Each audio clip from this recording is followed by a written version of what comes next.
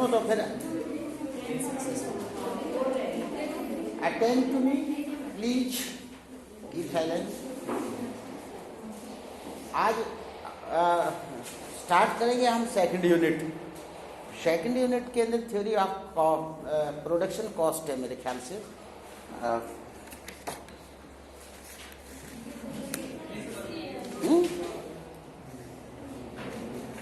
Theory of cost की बात है।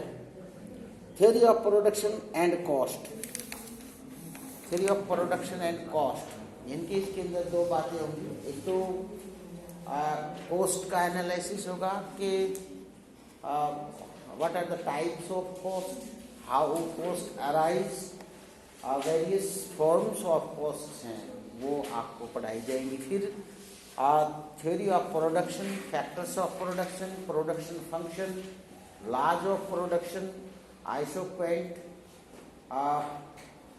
Laws of production by isoquant, इनके हम आपको सिखाएंगे। एक तो जो traditional way of law of production है वो, और उसके बाद हम आइसोक्वेंट्स की मदद से सिखाएंगे। तो सबसे पहले हम कॉस्ट की बात करेंगे। What are the costs? Managerial cost कह लो चाहे आप उसको, वैसे जो भी कॉस्ट है। कॉस्ट दो प्रकार की थ्योरीज हैं, एक ट्रेडिशनल थ्योरी है, एक मॉडर्न थ्योरी है। तो अभी जो ट्रेडिशनल थ्योरी है उसके अंदर जो कॉस्ट हैं, कॉस्ट क्या है? कॉस्ट का मतलब है जब हम प्रोडक्शन करते हैं then we use other factors, इनके who takes the decision of production? Entrepreneur, उद्यमी है जो, वो उत्पादन का डिसीजन लेता है। एंटरप्रेन्योर कौन है? That one who takes the decision of production, that is entrepreneur, उद्यमी है। And he employs, he hires other factors for production. जैसे production is not possible without 4 factors, मतलब 4 फैक्टर्स हैं जो प्रोडक्शन के लिए जरूरी हैं। यानी कि लैंड है, लेबर है, कैपिटल एंड एंटरप्रेन्योर। जो उद्यमी है, उद्यमी कौन है? Entrepreneur is that person who gets the things done by others, यानी कि जो दूसरों से कार्य करवाता है, who takes the decision of production. और उस आदमी को, उस व्यक्ति को हम ऑर्गेनाइजर भी कह सकते हैं, उसको हम एंटरप्रेन्योर भी कह सकते हैं। लेबर ने तो काम करना है, और उसको कोई भी आदमी ले ले, उसको तो अपना रोजगार चाहिए। He will render his services. Manual labour की है या जो भी इंटेलेक्चुअल लेबर है। लेबर भी 2 किस्म की, एक मैनुअल है जिसका मसल्स पावर का यूज होता है, जैसे भी खेत में काम कर रहे हैं, मकान बना रहे हैं, दिस इज मैनुअल लेबर। एक इंटेलेक्चुअल लेबर है, लेकिन इकोनॉमिक्स की भाषा में ये सभी लेबर हैं, समझे? तो कोई भी प्रोडक्शन है, कोई भी प्रोडक्टिव एक्टिविटी है, प्रोडक्शन 2 प्रकार का हो सकता है। ये छोटी छोटी चीज़ें हैं, ये आपको याद होनी चाहिए, और आप इनको एक एक लाइन की डेफिनेशन में लिख भी सकते हैं। प्रोडक्शन क्या है? पहले तो मैं प्रोडक्शन की डेफिनेशन बताता हूँ आपको। What is production? कोई बता सकता है आप में से? What is production? उत्पादन क्या है? क्या है उत्पादन?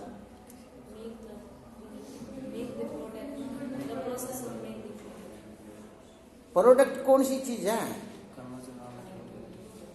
Raw material. यानी कि production is the process by which we create utility in the material things जो हैं, we use the material and we make it, we create utility in the material. जो उत्पादन है, चीजें हैं, बेटा कर लो। प्रोडक्शन का मतलब है किसी वस्तु में उत्पाद, उपयोगिता का सृजन करना। क्या है प्रोडक्शन? उत्पादन का मतलब है किसी वस्तु के अंदर, कोई पदार्थ के अंदर उपयोगिता का सृजन करना। सृजन का मतलब निर्माण करना, to create, to invest utility. इसके अंदर ये चाक पाउडर बना देते, इसकी यूटिलिटी नहीं है। जब इसको हम गिला करके इसके उसमें मोल्डर में डाल के जब हमने ये स्टिक टाइप बना दिया, then it is useful and now it keeps utility. और मैं इसके बगैर काम नहीं कर सकता, और मैं इसको ऊपर लिखूंगा तो चाक में एक यूटिलिटी है। अगर मैं इसको पीस दूं, छोटे छोटे टुकड़े कर दूं, it will lose its utility. समझे? तो इस चाक, ईंट मिट्टी है, वो उस मिट्टी से आप घर नहीं बना सकते। उसको उसमें मोल्डर में डाला और उसको हमने बर्निंग करके उसको हमने तैयार किया, और आफ्टर दैट वो ईंट से ये बिल्डिंग बन गई। इसका मतलब उस मिट्टी के अंदर एक प्रोडक्शन प्रोसेस के जरिए वो गुजरी। कोई वस्तु है, कोई मटेरियल है, that passes through a process of production, and that is after that it is converted into utility production, and production is that thing, product जो है is that thing which has some utility for man, हमारे लिए उसकी कुछ उपयोगिता है। और production उसके बगैर पॉसिबल नहीं है, चार साधनों के बगैर पॉसिबल नहीं है। अब चारों साधन हैं वो सभी, आपने कॉमर्स पढ़ी है, और कॉमर्स के अंदर आपने ये देखा होगा कि firm is a fictitious legal person. Fictitious legal person, इसका मतलब क्या है कि मैं जब कोई प्रोडक्शन एक्टिविटी शुरू करता हूँ तो मेरे संसाधन हैं वो तो मेरे हैं। I am not the firm. Firm का तो नाम रखा जाता है, फलानी ABC कंपनी या कारपोरेशन, प्राइवेट लिमिटेड, जो भी अड़ंग बड़ंग नाम रखते हैं, वो एक फर्म है। ये कॉलेज है, इसमें कोई भी मुकदमेबाजी होती है तो उसमें होता है principal government college Jhajjar versus, आप कर दो मुकदमा, तो यहाँ कौन होगा? Who will be in the court present? कौन होगा? प्रिंसिपल, वो इज इन द चेयर।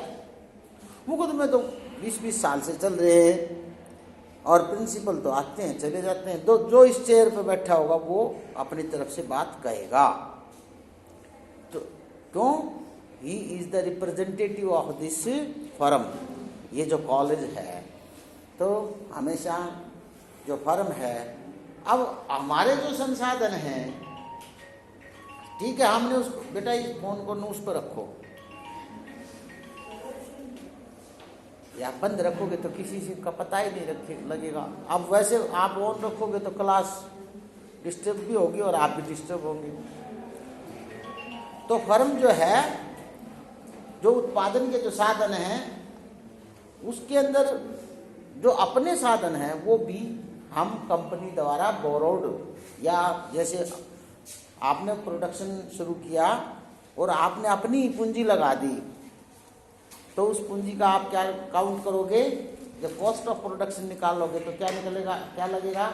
उस पूंजी का भी ब्याज काउंट होगा। जब कॉस्ट ऑफ प्रोडक्शन निकालेंगे तो आपकी अपनी पूंजी का भी ब्याज शामिल होगा। आप अपनी पूंजी को उस फर्म को उधार दी दिखाएंगे, दिखाते हैं। आपका अपना खेत है और आपने प्रोडक्टिव एक्टिविटी की, और जब आप कॉस्ट ऑफ प्रोडक्शन निकाला तो आप उस खेत का रेंट भी जोड़ोगे। अपनी पूंजी का, अपने खेत का रेंट काउंट करने के लिए कौन सा कंसेप्ट यूज करते हैं? Opportunity cost.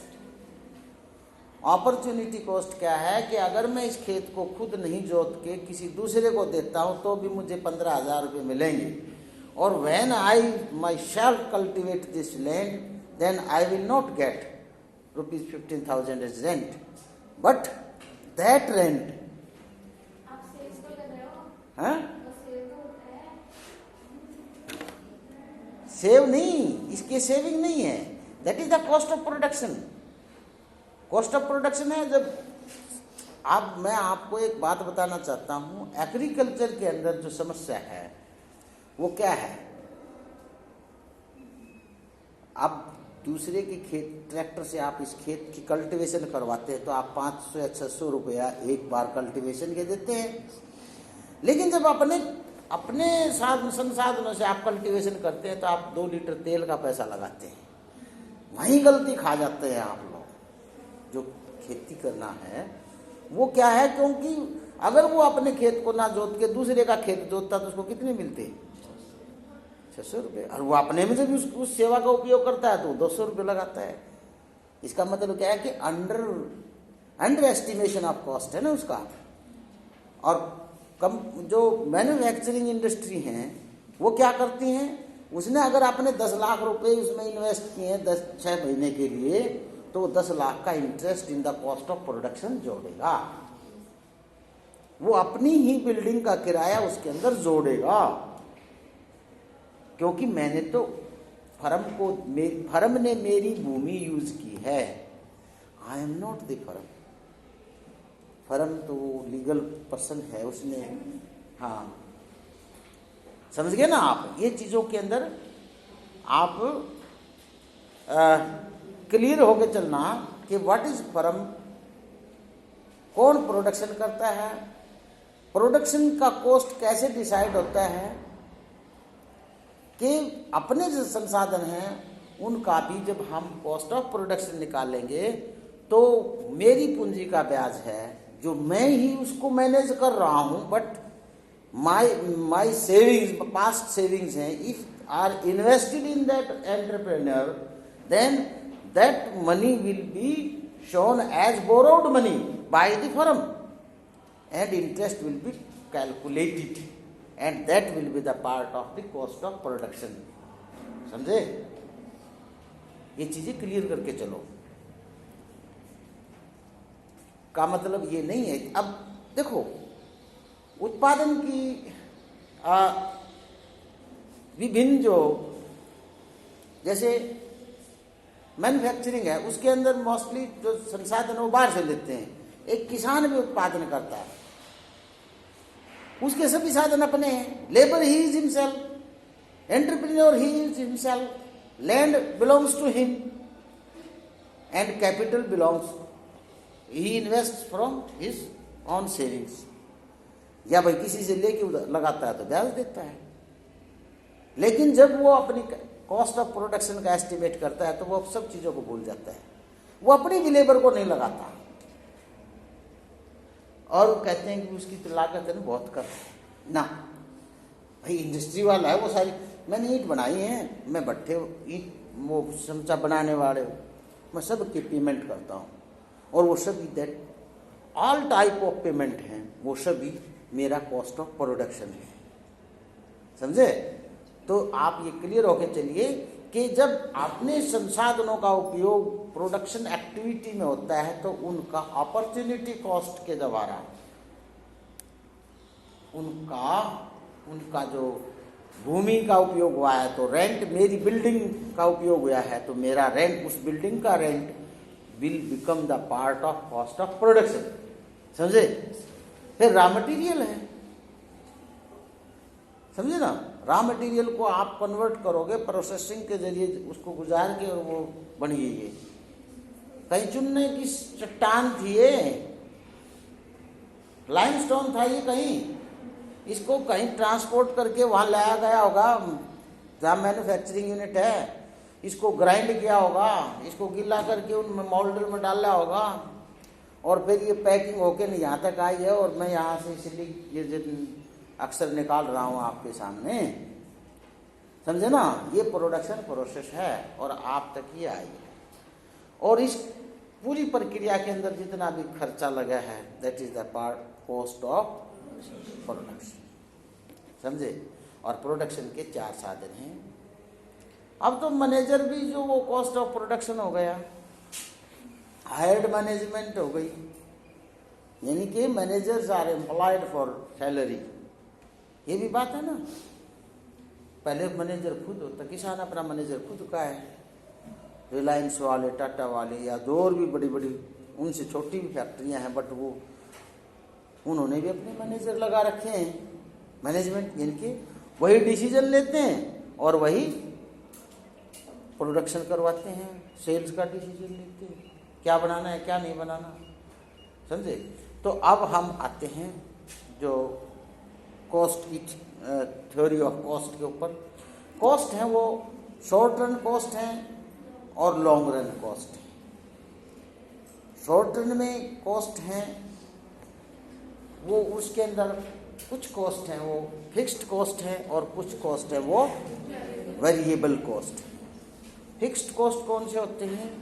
जिनका प्रोडक्शन के स्केल से, प्रोडक्शन की मात्रा से कोई संबंध नहीं है। आइदर यू प्रोड्यूस और not, you will have to bear that cost, होगा ना।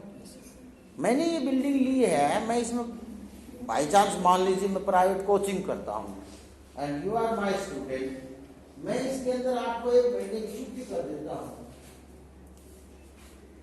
मालिक तो किराया लेगा, समझे ना। बिजली का है, बिजली का कुछ फिक्स है, बिजली के 2 प्रकार के खर्चे हैं आपके, वो आप यूज करें या ना करें, बंद मीटर का भी बिल आता है ना, और उसके बाद जो आप कंज्यूम करोगे उसके हिसाब से बिल आएगा। तो कुछ खर्चे ऐसे हैं जो फिक्स्ड नेचर के हैं, and fixed cost are those cost which have no relation with production, either we produce और not, there will the fixed cost will remain fixed. They will have to be paid to the owners of the, yet for the services of the fixed factors. Fixed factors का मतलब क्या है? ये जो मकान का size है, ये बिल्डिंग का साइज है, ये चेंज नहीं होगा। और जो आपने इंस्टॉलेशन करवाई है बिजली की उसकी, और जो वो सभी फिक्स्ड फैक्टर्स हैं, और उनके लिए जो हम either we produce or not, we will have to make payment for their use. तो इसको हम फिक्स्ड कॉस्ट कहेंगे, इनका प्रोडक्शन से कोई रिलेशन नहीं है। तो फिक्स्ड कॉस्ट है वो parallel to the x axis चलेगा। अगर हम मापे कहीं वो है डस्टर, ये अगर आप कॉस्ट को मापे,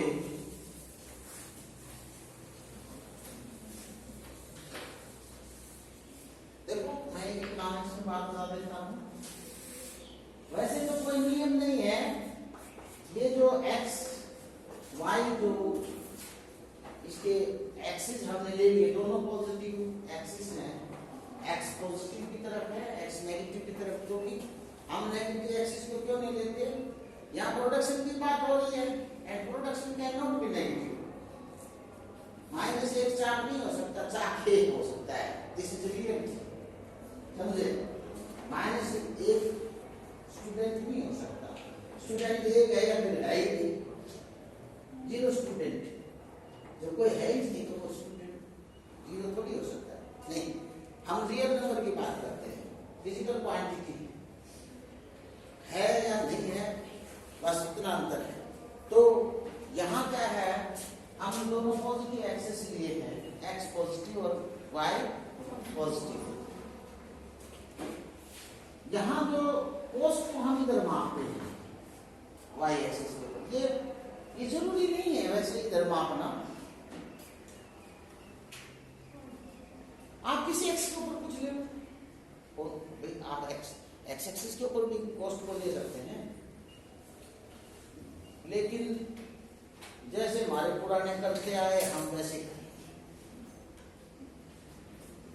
अर्थशास्त्रियों ने शुरू में जिन्होंने इकोनॉमिक्स को सिस्टमेटिक किया और पॉलिटिकल साइंस से अलग किया, तो उन्होंने फिर इकोनॉमिक्स ने जैसे डेवलपमेंट लिया तो उसके अंदर ज्योमेट्री भी आ गई, उसके अंदर मैथमेटिक्स भी आ गया, और उसके अंदर दूसरी चीजें भी शामिल हो गई हैं। और इकोनॉमिक्स में जैसे आपका फिर इस इकोनॉमिक्स में से कुछ चीजें निकाल दी बाहर, जैसे आपका कॉमर्स निकल गया, कॉमर्स में से कुछ चीजें बाहर निकाल दी, मैनेजमेंट निकल गया, है ना। हाँ, ये सभी चीजें इसी में से निकलती चली है। तो उन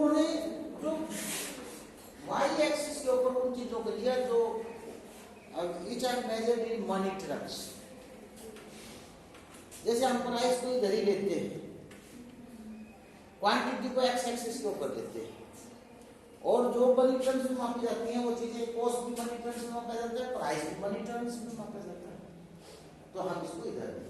तो फिक्स कॉस्ट का मतलब है भाई, मान लीजिए हमने कोई मकान किराए लिया है, ये बिल्डिंग, तो इसका किराया इतना है, OC रुपीज के बराबर, OC 1015 जो भी है।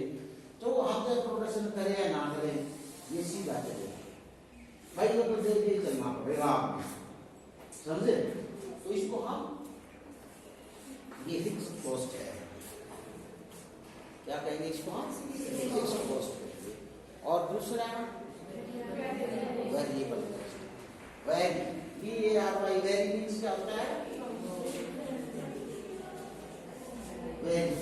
Very much that is not fixed. Any entity which is not fixed, any item that is not fixed, इसका साइज बदलता रहता है, वैरी करता है। और वैरी करने वाले को क्या कहेंगे? वेरिएबल, समझे? तो वेरिएबल कॉस्ट का मतलब है जो कॉस्ट है वो बदलता रहता है। अगर आप प्रोडक्शन करेंगे तो कॉस्ट लगेगी, अगर आप नहीं करेंगे तो नहीं लगेगी, समझे? और वेरिएबल कॉस्ट जो है, आपको ये भी पता होगा कि कॉस्ट के ऊपर ऐसे सा इसका डायग्राम आता है। इसका मतलब क्या है कि उत्पादन के नियम लागू होते हैं इसके ऊपर। जब हम प्रोडक्शन करते हैं, उत्पादन शुरू करते हैं, तो जो इनिशियल यूनिट्स हैं, उनकी लागत, प्रति इकाई लागत है, वो कम होती चली जाती है। और उसके बाद जब हम प्रोडक्शन को करना शुरू कर दें, हम बढ़ाते हैं, तो प्रति इकाई लागत कम हो जाती है। जब इसको हम कहेंगे, इनकी उत्पादन जो बढ़ता जाता है, प्रति इकाई लागत कम होती चली जाती है। 200 रुपए में एक बोरी गेहूं को रेवाड़ी से रोहतक में पहुंचाया जाता है। बाई चांस मान लीजिए, सपोज मैं एक बोरी लेके खड़ा, और ट्रक वाले पहुंचाते हैं, मैं एक बोरी गेहूं डाल के खड़ा हो गया, ट्रक वालों मेरी एक बोरी पहुंचा के आनी, कहाँ पहुंचा के आनी है? रेवाड़ी में, रोहतक में। चलेगा नहीं? क्या मान के चले आप? एक पर्टिकुलर